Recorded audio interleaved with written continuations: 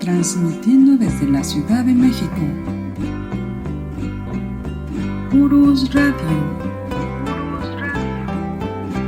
Una estación para compartir.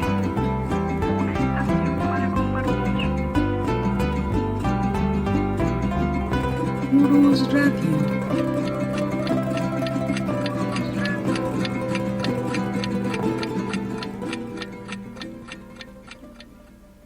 Hola, ¿qué tal? ¿Cómo están, queridos amigos de Urus Radio? Aquí estamos nuevamente con ustedes transmitiendo desde la Ciudad de México su programa de la verdadera historia de México, pues narrada nada menos que por el profesor Francisco Mendoza, que muchos de ustedes ya lo conocen, es experto en historia y pues bueno, aquí está con nosotros también. Y pues bueno, vamos a decir la fecha, estamos a 6 de diciembre de 2021. Y pues bueno, los saludo, soy Doris.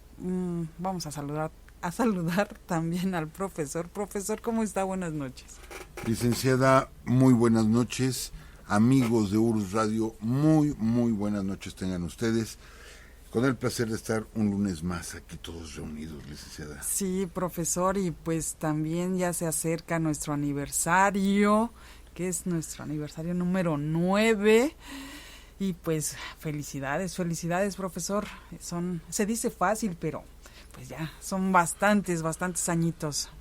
9 años de la primera transmisión, licenciada. 9 años y ha crecido nuestro trabajo, ha crecido nuestra investigación, gracias a los amigos que son los que hacen este programa y que nos piden diferentes temas.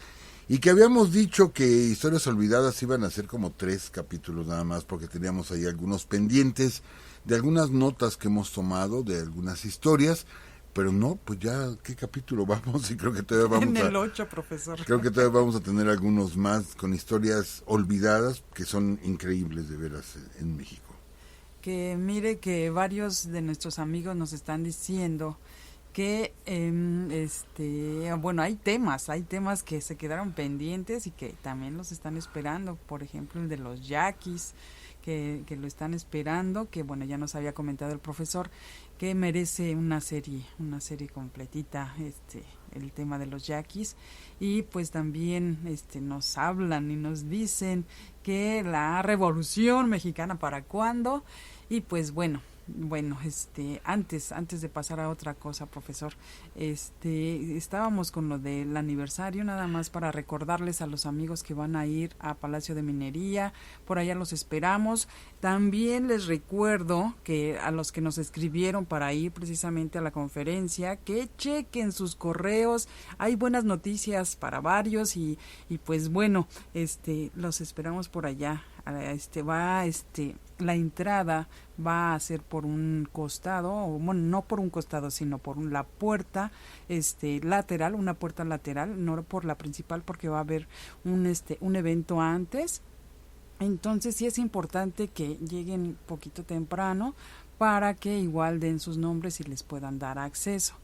¿Y qué más, profesor, acerca de esta situación? Pues nada, que sí chequen sus correos, por favor, porque sí hay una buena noticia para algunos de nuestros amigos que sí van a alcanzar lugar.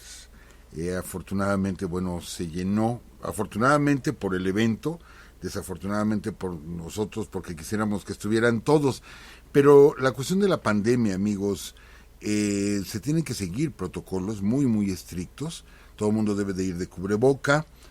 Aparte, bueno, se va a utilizar gel y van a estar un asiento sí y uno no. Entonces, solamente va a poder estar la mitad del aforo de nuestros amigos. Hubiéramos querido que estuviera todo aquello lleno, pero no es posible. Y está bien, está muy bien. Lo importante es que ya se va a hacer presencial, pero vamos a tener mucho cuidado.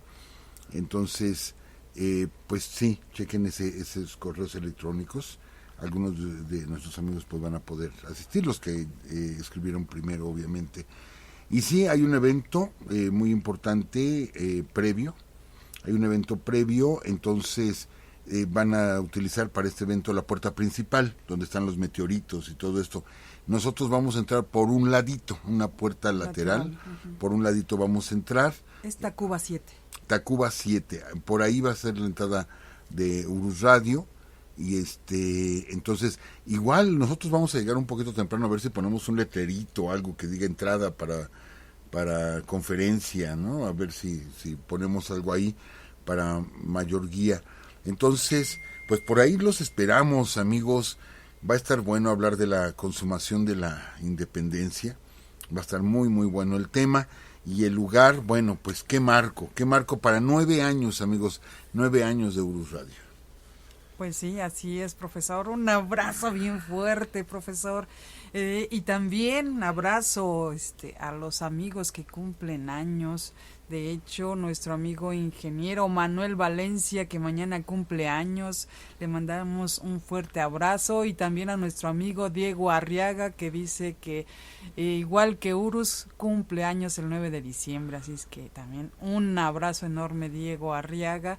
Y saludamos a Gerardo y Lu de Ciudad de México, también a Javier Quiroz, que está aquí en el chat, a Osvaldo Ezequiel, también a Arturo Moreno, Frida Loera, Ger Solano García, por allá nos vemos, Ger Solano, también Alejandro Alvarado, Omar Elia Costa, Zenón Bialkowski, arquitecta Montserrat Martínez, Iván Cortés, y pues bueno, también va a estar por allá Iván Cortés, por allá nos vemos el miércoles, Iván, Edson Raj y Asire Rosas, David también Lobato. Y pues bueno, profesor, adelante con este tema. ¿De qué nos va a hablar en sí? Bueno, pues continuamos con esas historias olvidadas, aunque ya alguna ocasión hemos hablado de las historias de las cárceles en México, y vamos a mencionar otras cárceles que no habíamos mencionado anteriormente. Es un tema complicado, amigos, es un tema sumamente complicado, porque hay muchas historias que se mezclan con leyendas. Les vamos a platicar una leyenda también el día de hoy. Hace mucho que no platicamos leyendas, vamos a platicar el día de hoy una.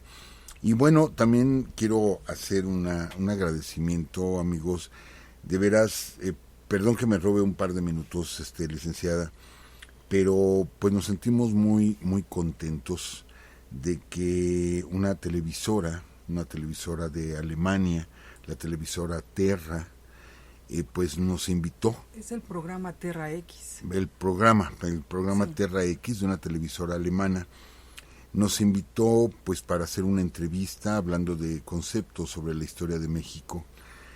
Y bueno, es algo muy, muy importante. Y el día de hoy estuvimos grabando pues nada más y nada menos que en la Sala Teotihuacana del Museo Nacional de Antropología e Historia. Estuvimos ahí grabando cerca de 3 horas y media. Entonces, este es el canal de televisión. El canal es ZDF, ¿sí? De Alemania. Y bueno, este programa va a ser transmitido aproximadamente unos 2 meses en la televisión alemana y para la Unión Europea, y posteriormente nos decían que va a subir a National Geographic. Pues nos sentimos orgullosos, amigos, nos sentimos orgullosos, y más que nada es agradecerles a ustedes, obviamente a esta empresa, a nuestro amigo Florian, que va a estar presente en la conferencia el próximo miércoles. Agradecerles la confianza. Ustedes, amigos, son los que nos han llevado a ese lugar, donde nos han regalado u otorgado esta responsabilidad tan grande que es hablar de nuestro país para una empresa internacional. Entonces eso se lo debemos a ustedes, al apoyo de todos ustedes.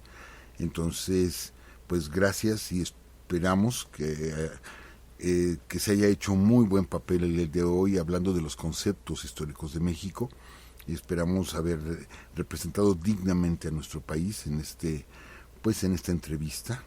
Y bueno, en su momento nos dijeron que nos van a hacer llegar el programa, ya que se transmita allá en Europa, nos van a hacer llegar el programa y lo subiremos a los grupos, obviamente, para compartirlo con todos ustedes. Y llevamos un poquito de la voz de todos ustedes, amigos, la llevamos de veras en esa entrevista. Entonces, gracias, licenciada, que estuvo acompañándonos el día de hoy ahí en la filmación. Sí. Fue algo cansado, fue algo pesado, pero contentos con esta gran responsabilidad, licenciada. Sí, así es, profesor, y pues bueno, ¿qué más decir? Yo creo que nuestros amigos están esperando ya escucharlo con este tema, profesor, así es que adelante. Hablar de la libertad. Tenemos que entender esa parte. Hablar de las cárceles hablar de las cárceles, es la privación de la libertad, cuando se considera que una persona no es digno por los delitos que comete, por ser un peligro para la sociedad, igual como un castigo por haber atentado contra la sociedad, pues amerita el presidio, amerita perder su libertad. Actualmente en México pues se congelan nuestros derechos ciudadanos se congelan en automático mientras no se purgue una condena. Actualmente también se dice que no es una venganza social, sino que son centros de readaptación o de reinserción social para que esas personas que han delinquido aprendan a vivir ciudadanamente y dejen de ser un peligro. Pero amigos, sabemos, no porque hayamos estado ahí alguna vez detenidos, pero sabemos lo que es una cárcel, lo que es un presidio. Yo he tenido la oportunidad de conocer las cárceles de la Ciudad de México y algunas de los estados. Aclaro, no porque haya yo caído ahí detenido, lo aclaro perfectamente, sino por cuestión de teatro hemos visitado estos espacios. Y sí, amigos, estar en una cárcel es durísimo, y nosotros solamente estábamos 3 horas, 4 horas, pero el ambiente es pesado. Nunca nos pasó nada, de hecho siempre nos atendieron bien en los diferentes reclusorios, norte, sur, oriente, Tepepan, el femenil sur, etcétera. Siempre nos han atendido excelentemente, convivimos con los internos. ¿Quién dijera que todos ellos son delincuentes y que algunos son homicidas?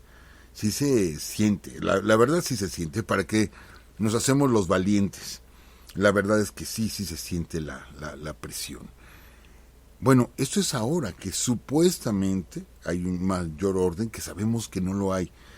No es necesario que varios de ustedes comenten, pero si es de lo peor, no es necesario que lo comenten, amigos, lo sabemos. Y sabemos lo que es ese ambiente, por lo que nos han platicado, porque quizá alguna persona familiar o amigo haya estado en esa terrible condición donde hay tantas injusticias, ¿sí? Pero ¿qué pasa, licenciada? ¿Qué pasa, amigos? Que antes de que llegaran los conquistadores, no había cárceles en México. Era un concepto que no formaba parte de la ideología, de la mentalidad prehispánica. ¿Qué pasaba en nuestros pueblos originales? ¿Qué pasaba? Vamos a referirnos precisamente a lo que nos platicaba Fray Bernardino de Sahagún, donde decía que había tribunales en diferentes espacios, en mercados, en plazas, había tribunales con 3 personas que eran los que tomaban las decisiones en cuanto a los castigos que había que aplicarle a alguien que delinquiera. Si ustedes tienen la curiosidad de ver la maqueta, esa preciosa maqueta del mercado de Tlatelolco que está detrás de la Piedra del Sol en el Museo Nacional de Antropología, observen que del lado derecho hay un pequeño basamento piramidal, y en ese pequeño basamento hay 3 sillas y hay 3 personas que están ahí. Es interesante porque, bueno, en esa maqueta intentan mostrarnos cómo era la aplicación de la ley. A alguien que cometía algún delito se le ataba, ¿sí? Se le podía resguardar en lo que llegaban, se le hacía como prisionero, pero era llevado inmediatamente ante un tribunal. Y la justicia ahí sí era expedita, esto es, era automática la justicia. Entonces se decía, esta persona cometió tal delito, ¿sí? Se presentaban los querellantes, esto es, los que estaban demandando que se hiciera justicia, y en ese mismo momento decía, tú hiciste esto, este es tu castigo, azotes o apaleamiento o cosas más graves como hasta perder la vida. Era, les digo, la justicia se aplicaba de forma expedita. Cuando llegan los españoles, cuando los castellanos llegan a estas tierras, se comienza con el concepto de presidio. Les repito, era algo que no entraba en la mentalidad. No se conocía una prisión, una cárcel. No había cárceles en el México prehispánico, ¿sí? podíamos castigar, pero no podíamos atentar contra la libertad. Era algo que no entraba en nuestra conciencia. No es algo que se prohibiera, porque ni siquiera se tenía el concepto de que alguien pudiera perder su libertad. Simplemente tenías que someterte al castigo de algo que hubieras cometido. Entrabas en el sometimiento, quedabas como esclavo, en fin, diferentes tipos de castigo. Entonces, es hasta los castellanos, cuando llegan aquí, que se empieza a crear las prisiones, ¿sí? Tenemos diferentes presidios momentáneos, sobre todo eran sótanos de edificios públicos. En la parte de los sótanos recordarán, amigos, y creo que hemos leído muchas historias, hemos visto muchas historias de presidios en Europa, y en Europa pues eran las mazmorras, eran esos lugares que estaban debajo de los castillos.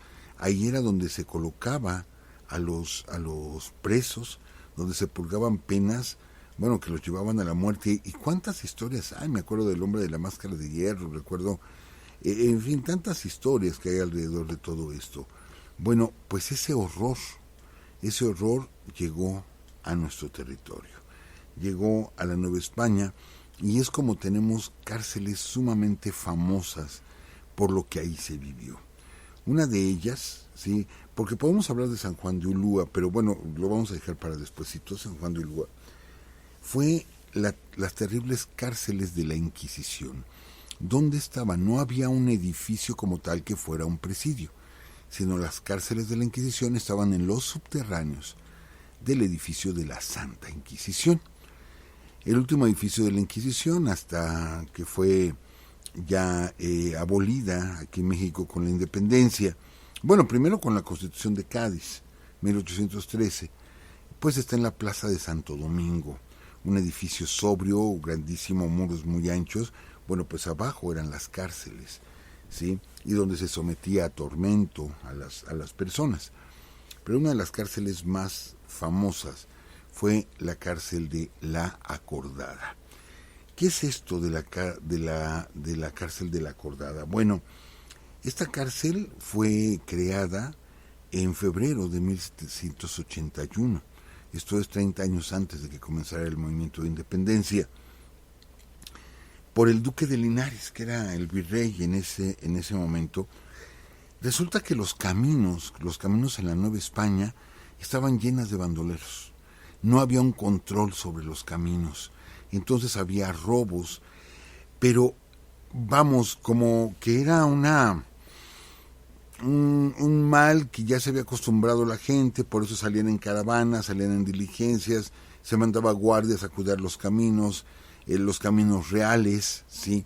Donde circulaba la plata, donde circulaban personas, pues no viajaban solos, sino viajaban en grupos grandes para irse protegiendo de los bandoleros que probablemente los iban a atacar. Tenemos bandoleros famosos después de la independencia, bueno, los famosos bandoleros de Río Frío, ¿sí? Que era el camino Puebla-México, y que también asolaban toda esa parte. Pero bueno, antes de la independencia se desborda la violencia en México, bueno, en la Nueva España, se desborda la violencia, y no solo atacan a las personas que viajaban, ya que se empezaban a proteger, empiezan a asaltar casas, empiezan a meterse a las casas, y la violencia es enorme. Entendemos que sí hubo grupos que exageraron o que fueron criminales, pero otros grupos igual robaban por la pobreza imperante en México. Acuérdense que son de los motivos que provocan nuestra independencia, precisamente la pobreza extrema en la que se vivía, y que ya la gente estaba cansada de los abusos de los peninsulares, y bueno, pues buscaban el sustento de alguna manera. No estoy justificando el robo, aclaro, solamente lo estoy explicando. Entonces se reúne el duque de Linares el virrey, con la audiencia, y toman el acuerdo, o sea, acordaron, ¿sí?, crear una cárcel especial para este tipo de personas. Por eso se le llamó La Acordada, porque fue mediante un acuerdo entre el virrey y la audiencia de la Ciudad de México. Y es puesto a cargo de el primer director de la acordada, es precisamente Miguel de Velázquez. Miguel de Velázquez, sí, la cárcel se crea en 1781 y tiene una primera etapa hasta 1788. Ahorita vamos a platicar qué pasó en 1788, donde se convierte Miguel de Velázquez en un feroz, pero verdaderamente feroz, combatiente en contra de la delincuencia. Uno dijera, qué bueno que está combatiéndola o que combatió la delincuencia. No, pero este tipo exageró, porque ya que lo llama el virrey, ya que lo llama la audiencia para ponerlo como director de la acordada, resulta que él dice, sí, pero yo quiero ser el director y quiero ser el juez. Quiero ser el que dictamine las sentencias y que yo pueda dictaminarlas en el momento, sin juicio. Bueno, pues se lo aceptaron y él sin juicio, o sea, él era dueño de la prisión. Él era dueño de la prisión en el momento que entraba alguien, ahí mismo decía, este es tu castigo, y ahí se aplicaba. No había juicio, ¿sí? Había un tribunal supuestamente, pero el tribunal no funcionaba con Miguel de Velázquez, de tal forma que comienza a cometer una serie de abusos, que él debía haber estado preso ahí en la acordada, porque persona que él agarraba, persona que torturaba, las torturas eran terribles en la acordada, eran verdaderamente terribles. Había un foso, igual, a ver amigos, imaginemos esto va a estar complicado poderlo explicar. Uno de los castigos era que había un foso en el cual se arrojaban los cadáveres a ese foso. Pero aparte al foso se le echaba agua. Los cadáveres se descomponían, perdón por las expresiones hasta escatológicas, quizá. Los cuerpos se descomponían dentro de ese foso, ¿sí? La pestilencia era terrible. Y cuando querían castigar a alguien, no lo querían matar, lo arrojaban al pozo, para que nadara en medio de los restos humanos en estado de descomposición. Eso es terrible, así verdaderamente terrible. Quiten ustedes los azotes y todo esto era de lo más común, el apaleamiento era de lo más común, pero el tipo de torturas que se utilizaban. Entonces no se estaba impartiendo en sí justicia, sino era una sed de sangre que tenía Miguel de Velázquez, terrible, sí, terrible. Y aquí se mezcla la leyenda con la historia. Miguel de Velázquez muere en 1788, pero se mezcla la leyenda. Y ahora vamos a platicar cómo dice la leyenda que murió Miguel de Velázquez. Era sumamente cruel con la gente que la apresaba, y a mucha gente, como no se le hacía juicio, me gusta para ratero, pues entonces te voy a castigar. Pero yo no fui, tú eres un ratero y san se acabó. Recibe una orden del virrey de que vaya a recibir a un viajero que viene del Perú, que va a llegar a Acapulco, y él tiene que trasladarlo de Acapulco a Veracruz. Era un duque, el duque de Tordesillas, que va a llegar a Acapulco. Bueno, entonces él decide ir con 10, 12 guardias de la acordada, obedece la orden, va rumbo a Acapulco a recibir al duque de Tordesillas para trasladarlo, a irlo cuidando en el camino, trasladarlo a la Ciudad de México y luego escoltarlo igual hasta el puerto de Veracruz. Resulta que ellos iban, ¿sí? Y por el rumbo de Iguala aproximadamente, iban, les repito, rumbo a Acapulco, alcanzan a ver a lo lejos que vienen 5 jinetes, ¿sí?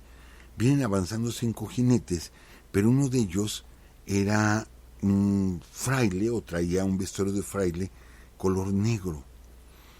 Entonces da la orden Miguel de Velázquez de que se esconda a su gente a los lados del camino, y cuando va pasando estos 5 jinetes, salen de pronto ellos, los atacan y los derrotan inmediatamente, y sin preguntarles quiénes son, a dónde van, ni nada por el estilo, simplemente los atacan, los desarman, y les dice, ustedes son ladrones de caminos. No, a ver, nosotros somos 4 hermanos que estamos acompañando a este fraile, porque lo vamos a llevar a la Ciudad de México.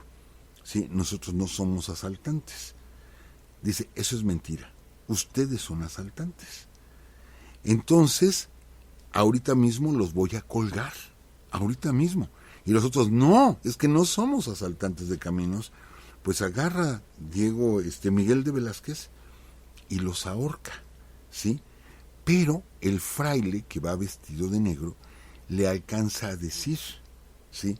Le alcanza a decir, tú vas a morir muy pronto.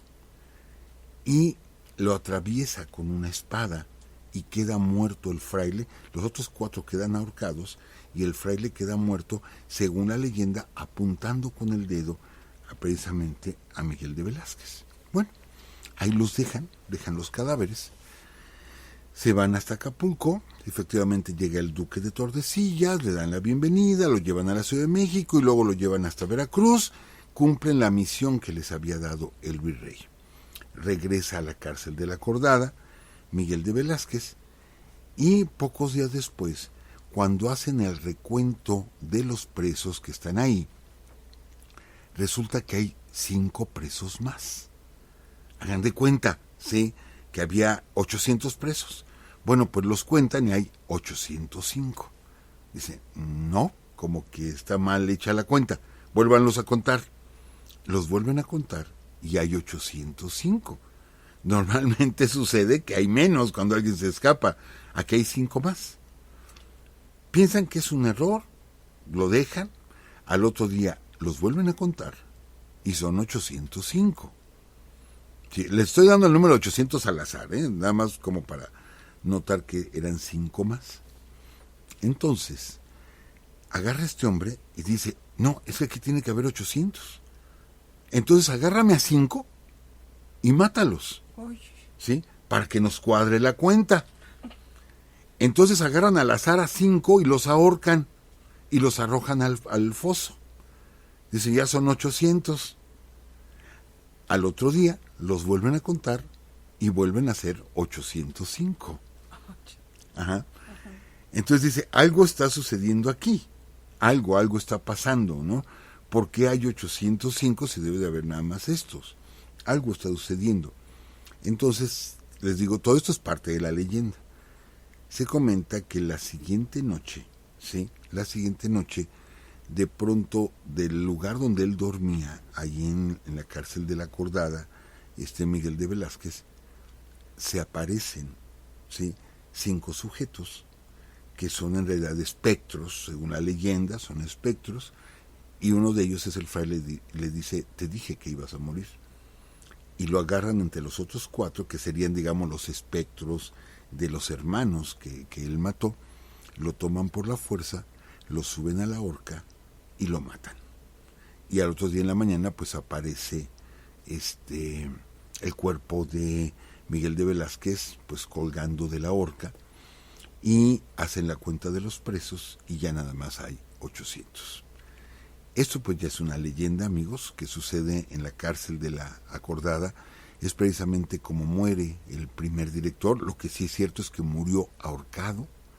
Eso es cierto. O sea, la historia nos dice, él muere ahorcado. Seguramente los abusos que él cometió, y quizá algunos de los presos lo agarraron y lo colgaron, ¿sí? Entonces se mezcló con la leyenda y con el abuso que él había cometido. También eso es real, el abuso que él cometió en el camino allá por Iguala. Entonces pues ya se mezcló con la leyenda, y es una de las muchas leyendas de la cárcel de la Acordada. Y en 1788, después de la muerte de Miguel de Velázquez, se da un terremoto en la Ciudad de México, y este terremoto pues daña fuertemente la cárcel. La daña fuertemente, y Y bueno, remodelan la cárcel, la levantan de nuevo, pero ya el nuevo director pues no comete los mismos excesos, aunque sabemos que había excesos obviamente, pero ya no como era anteriormente. Y bueno, sigue siendo una cárcel que da terror, pero bueno, cambiaron mucho las situaciones de los internos, ¿sí?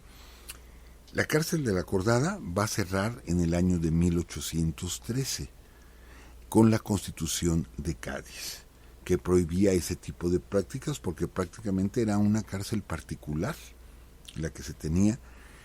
Entonces se cierra temporalmente la cárcel para volverse a abrir con mejores condiciones, o dijéramos condiciones menos malas, y se convierte en la cárcel de la ex Acordada, porque ya no está regida bajo el acuerdo que había hecho el virrey y la audiencia, o sea, ya en el México independiente, y se le conoce como la cárcel de la ex Acordada, cárcel que se va a cerrar hasta el año de 1891. Se va a cerrar esta cárcel, pero antes, ¿sí?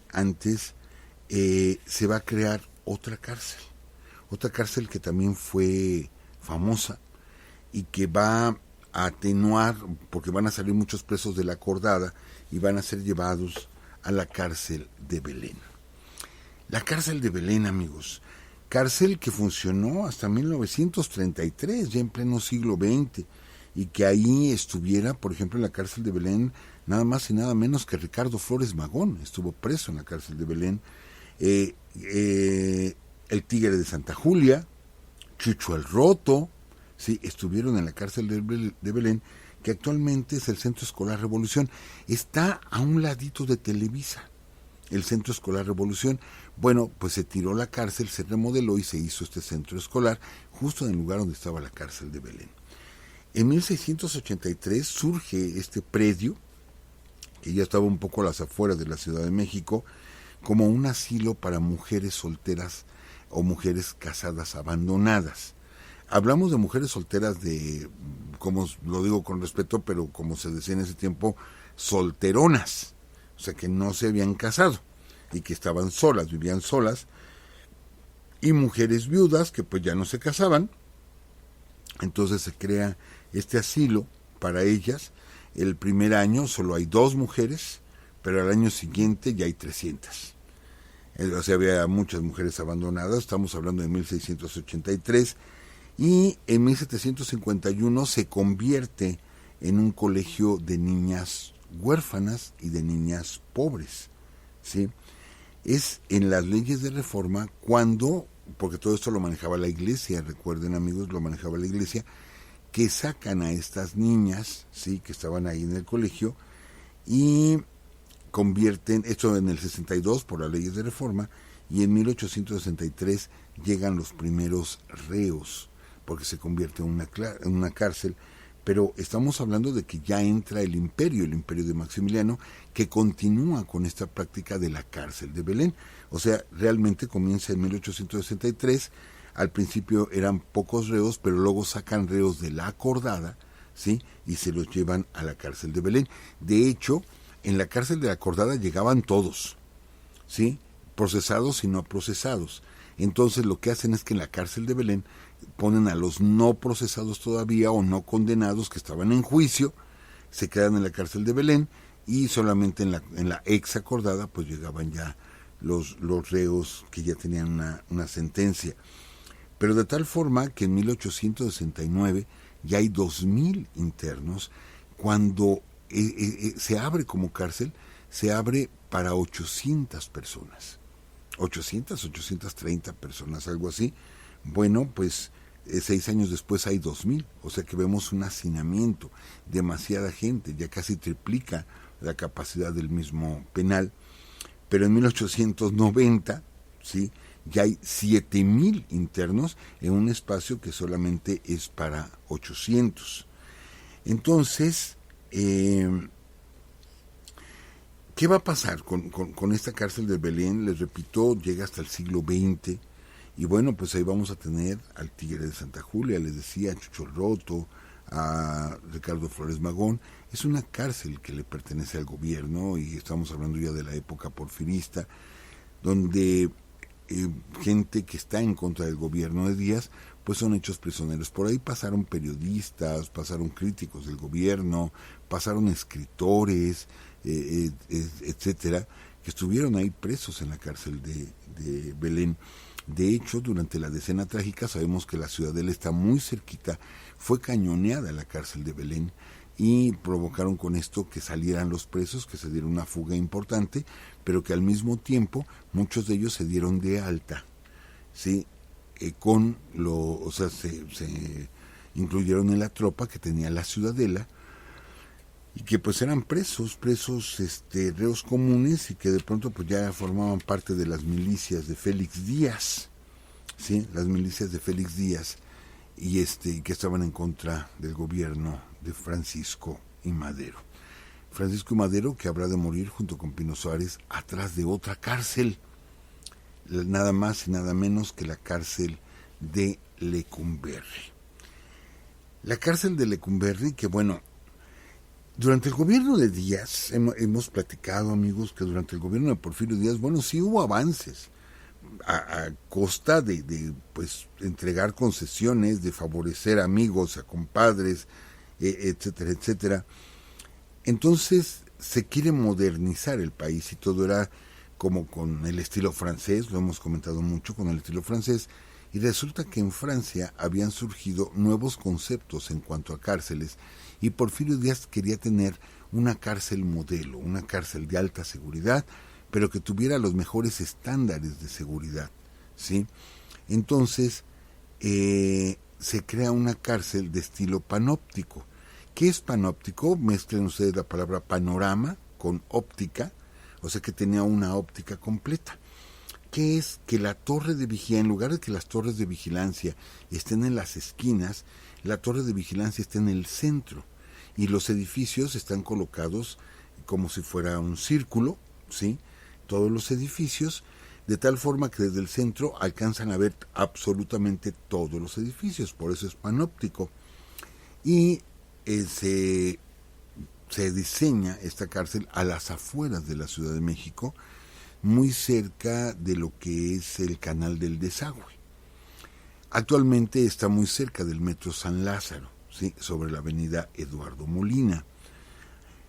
Bueno, en el año de 1900, Porfirio Díaz inaugura esta cárcel, le digo, como un rasgo de modernidad, como parte de esos proyectos que está haciendo Díaz para modernizar al país. Se crea la cárcel de Lecumberri. ¿Qué sucede? Que está muy cerca el Canal del Desagüe, actualmente ya está entubado el canal y hay parque, etcétera, las aguas negras van subterráneo, pero en aquel tiempo pues no. De hecho, yo llegué a conocer el espacio, porque tiene poco apenas que lo entubaron, llegué a conocer el espacio todavía con ese hedor, ¿sí? De las aguas negras de la Ciudad de México, y eso fue contaminando los mismos muros del edificio, de tal forma que toma el nombre del Palacio Negro, igual por los hongos que se habían reproducido ahí, que oscurecían las paredes, y también por las terribles historias de Lecumberri. Entonces, por los dos motivos se le conoció así tradicionalmente como el Palacio Negro, ¿sí? Estamos hablando de que fue construido con 886 celdas, pero que poco después igual serían insuficientes. Había celdas que eran para una persona, o sea, era para 886 internos, celda por interno. Bueno, en los años más difíciles de Lecumberri llegaba a haber 10 o hasta 12 internos por celda. En el espacio de una persona metían hasta 10 o 12 personas. Hasta su cierre, que fue en el año de 1976, donde se pensó demoler el edificio por todas las historias que había ahí, pero Jesús Reyes Heroles fue el que propuso que mejor se construyera el Archivo General de la Nación, aunque con esa salvedad, que hay demasiada humedad, que hay demasiados hongos, y que bueno, para conservar papeles y documentos desde la época de la colonia del siglo XVI, pues no es como que el lugar adecuado. Se ganó muchas críticas, Pero bueno, se quedó así y actualmente sigue siendo el Archivo General de la Nación, donde se guardan grandes tesoros, grandes tesoros en el Archivo General. Pero bueno, tenía varias características Lecumberri. Ya ha sido un poco transformado. Todavía al visitarlo podemos visitar las celdas, porque las celdas han servido como para guardar todos estos documentos, para poderlos tener ordenados. Y había una celda en particular que no tenía ventanas. Todas las celdas tenían ventanas. Había una que no tenía ventanas. Esta celda pues era conocida como el Apando. El Apando, que fue famoso en la época de Lecumberri, que yo les sugiero a ustedes, amigos, se pueden ver la película del Apando. Es una película muy fuerte, sumamente fuerte, y que realmente está basada en el libro de José Revueltas, ¿sí? que se llama igual, El Apando. ¿Y por qué? Porque José Revueltas platica ahí lo que vivió como interno de Lecumberri. Si hablamos de personajes famosos que estuvieron en Lecumberri, pues hablamos, por ejemplo, de David Alfaro Siqueiros. Siqueiros estuvo 4 veces en Lecumberri. 4 veces fue hecho prisionero. Estuvieron gentes como el ingeniero Eberto Castillo. El ingeniero Eberto Castillo, ya fallecido, que era el líder de los maestros durante el movimiento del 68, ¿sí? Era el líder de los maestros, estuvo preso en Lecumberri. Actualmente, no sé si ahorita sí es diputado senador Pablo Gómez, estuvo preso también ahí en Lecumberri. Los líderes, Luis González de Alba, etcétera, líderes del 68, del movimiento del 68, fueron presos. O sea, era una cárcel política, Lecumberri. Pero también, vámonos un poquito más atrás, y personajes como Pancho Villa. Pancho Villa, cuando lo hace preso Madero, que realmente Madero apresa a Villa para salvarlo, porque lo iba a fusilar Victoriano Huerta. Le formó cuadro, lo tuvo en el paredón, fue por instantes que lo pudo salvar un telegrama de Madero, bueno, una comunicación de Madero, y lo trae a México y lo mete a Lecumberri, pero realmente fue para salvarlo, y de ahí lo trasladan a la cárcel de Santiago Tlatelolco. Cuidado con ese detalle, porque hay algunos guías que dicen que Pancho Villa se escapó de Lecumberri. No, Pancho Villa no se escapó de Lecumberri, sino fue trasladado a la cárcel de Santiago Tlatelolco, y de ahí fue donde se escapó, ¿sí? Vestido de abogado, disfrazado de abogado, sin bigote y todo. De ahí se escapa Pancho Villa. Tenemos, por ejemplo, a Ramón Mercader. Ramón Mercader, que fue el asesino de León Trotsky, hombre enviado por Stalin, bueno, por la KGB soviética, y que acabó matando a León Trotsky ahí en su casa en Coyoacán. También estuvo preso ahí, entre muchos más, obviamente. Estuvieron los líderes de la oposición, eternos líderes de la oposición, como fue Valentín Campa, como fue Demetrio Vallejo. Les digo, era una cárcel política, ¿sí? E inclusive en esa cárcel estuvo Juan Gabriel. Ahí estuvo preso Juan Gabriel, ¿sí? Y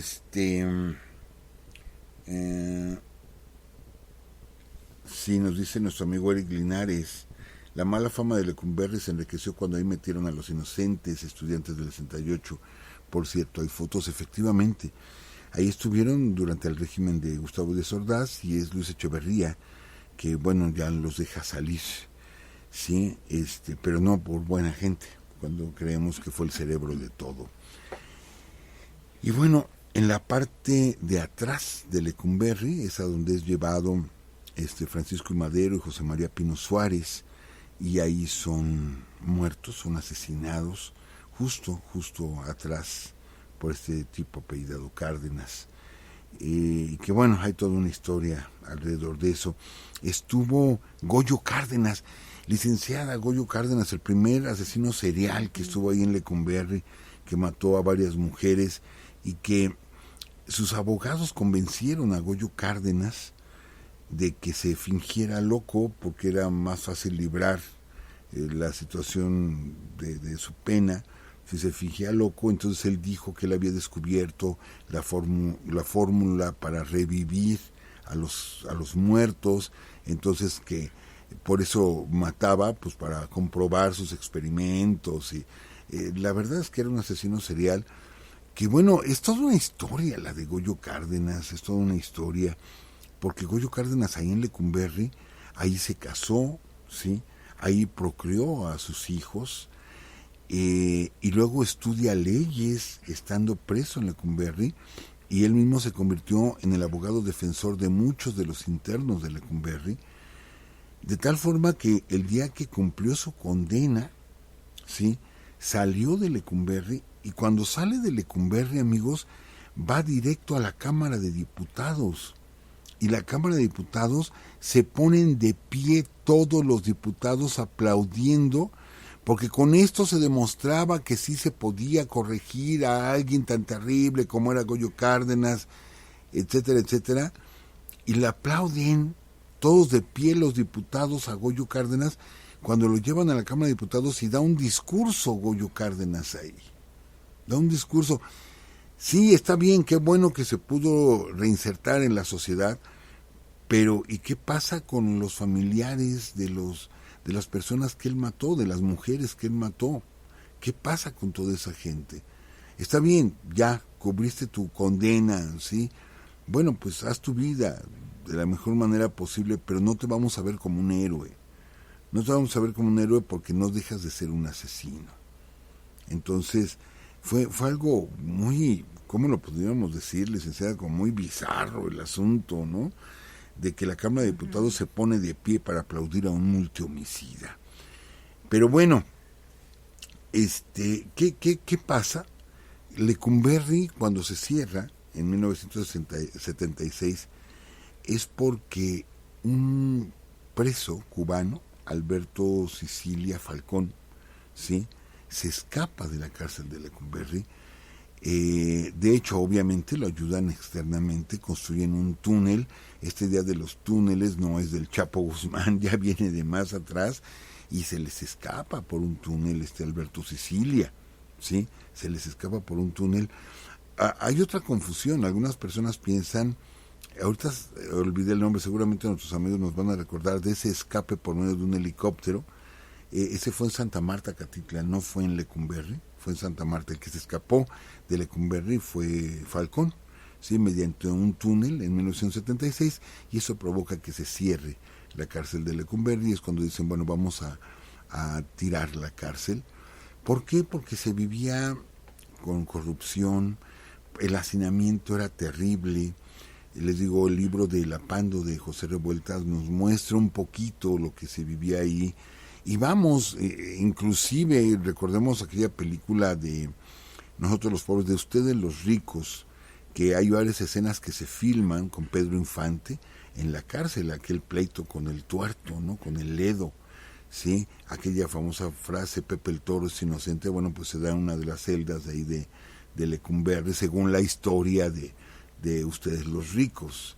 Y pues sí, estaban todos los internos con estos famosos trajes a raya, y bueno, supuestamente Pedro Infante dice puede escapar, ¿no? Pepe el Toro se escapa para poder ver a su mamá, y bueno, hay toda una historia ahí, pero bueno, es parte de un guión cinematográfico. Pero Lecumberri se convierte, les repito, en un símbolo de opresión política, debido a que los líderes del 68, bueno, pues ahí terminaron, Pablo Gómez, Eberto Castillo, en fin, varios de ellos. ¿Me mostraba algo? No. Bueno, entonces les recomendamos igual que vean la película El Apando. Pero bueno, no han sido las únicas cárceles.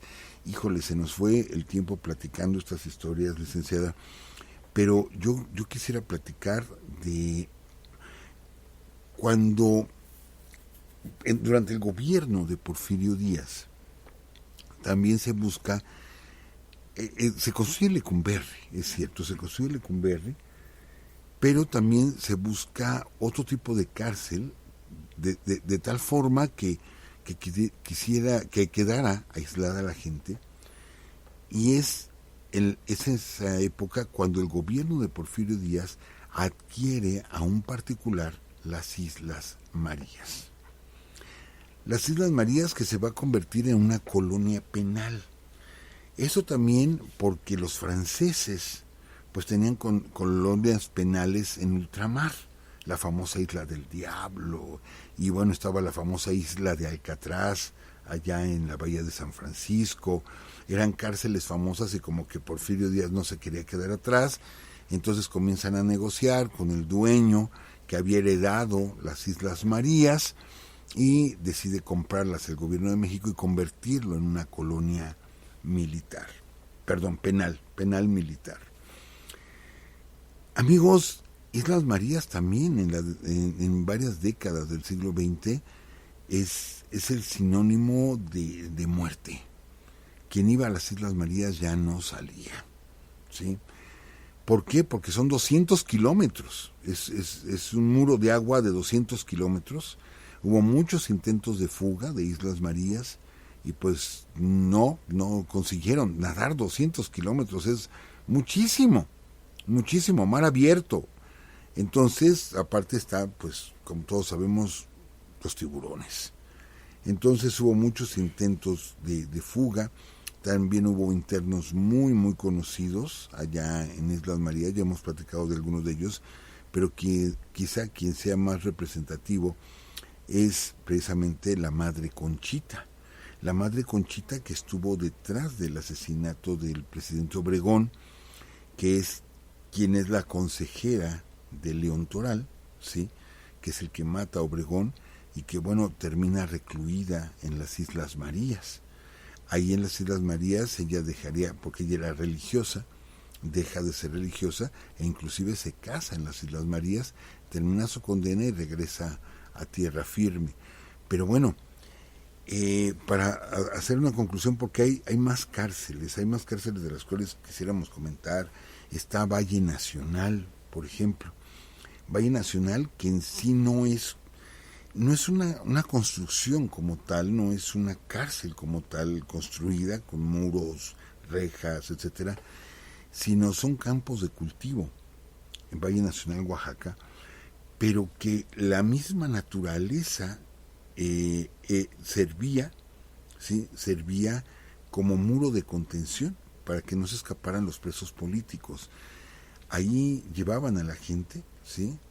De hecho, y aquí vamos a cerrar este círculo, los llevaba la acordada. La acordada, acuérdense, era una prisión, pero se dice así por el acuerdo del virrey y todo esto, pero era sinónimo de terror. Entonces la policía, se crea una policía especializada, ¿sí? En el gobierno de Díaz, que se le pone la acordada, en recuerdo a la prisión de la acordada. Y la acordada era quien también capturaba a varios opositores al régimen de Porfirio Díaz y los llevaba a Valle Nacional. Las historias de Valle Nacional también son terribles, amigos, terribles verdaderamente. Ya no nos podemos como que alargar. La próxima semana platicaremos un poquito de lo que es Valle Nacional, licenciada. Pero para resumir el programa de hoy, amigos, las cárceles son el reflejo, realmente son el reflejo de quien detenta el poder, de quien tiene el poder. Sabemos que hay personas que son asesinos, que son criminales, que son infractores de la ley y que merecen estar recluidos porque son un peligro para la sociedad. Pero también sabemos que ha habido muchas injusticias, muchísimas injusticias, y ahorita mencionamos, bueno, algunas de las cárceles del gobierno porfirista que fueron para opositores y que pues Díaz Ordaz también utilizó la cárcel de Lecumberri para los opositores. Entonces sabemos que sí hay cosas que se han hecho mal, que se han hecho muy, muy mal.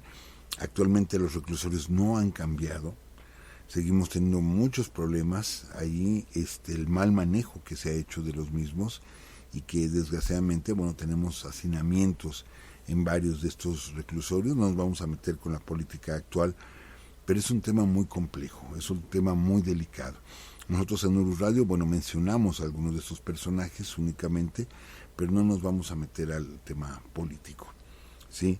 Solamente recordar que las prisiones llegan con los castellanos a estas tierras, porque antes no se tenía el concepto, ¿sí? Nos atentaba contra la libertad. Era más sagrada la libertad que la vida. Mejor lo mato que quitarle la libertad. Preferible matarlo que perder la libertad. Les digo, era otra concepción la que se tenía en México. Vamos a platicar un poquito de Valle Nacional, licenciada, la próxima semana, y vamos a tocar una historia olvidada que es tremenda. La historia del padre Jarauta, que ya lo hemos mencionado en la serie de Guerra México-Estados Unidos, del 46 al 48. Hablamos del padre Jarauta. Es un personaje olvidado y que luchó por México y que luchó en esa guerra por México, pero que está olvidado. Es olvidado, y que después el mismo gobierno mexicano, en lugar de agradecer el apoyo que dio el padre Jarauta con su guerrilla, y que fueron tremendos contra los norteamericanos, pues terminó fusilado. Sí, entonces vamos a platicar la historia del padre Jarauta la próxima semana, y seguramente mencionaremos a uno de los iniciadores del movimiento de independencia, que también está olvidado y que también muere en una cárcel, ¿sí? Francisco Primo de Verdad, que muere en las cárceles de la Inquisición aquí en México por querer cambiar el sistema de gobierno en 1808. Pero todo esto para la próxima semana, licenciada. Sí, profesor, también se queda pendiente hablar de de una prisión en Veracruz, San Juan de Ulúa, exactamente. Y pues bueno, muchas gracias, profesor. Pues yo los dejo también con esta frase de Alfonso Quirós Cuarón, que dice así: pena sin tratamiento humano es venganza. Todo lo que se hace igual o se hacía más bien en las cárceles, ¿no? Bueno, Alfonso Quirós Cuarón, el primer criminólogo en México, que utiliza métodos científicos para tratar a los internos, y que él precisamente se enfrenta a Ramón Mercader, ¿sí? Que es el asesino de León Trotsky. Bueno, todo un personaje, Quirós Cuarón, todo un personaje. Pues también, profesor, ahí está otro tema. Pues bueno, amigos, los dejamos, y muchas gracias por todos sus mensajes, por todas sus felicitaciones, y también a todos nuestros amigos que nos enviaron pues el mensajito que les envía Spotify de qué profesor, de qué exactamente, de qué popularidad tiene cada uno de sus podcasts que escuchan. Y pues bueno, estamos entre los primeros. Muchas gracias, de verdad. Y pues ahora sí nos vamos. Vamos a saludar así rapidísimo también a Silverio, Daniel y Juan Antonio Torres, a Luis Mora y su esposa Isis, y bueno, a todos nuestros amigos que nos escuchan por primera vez en vivo, están aquí también en el chat. Gracias a todos ustedes.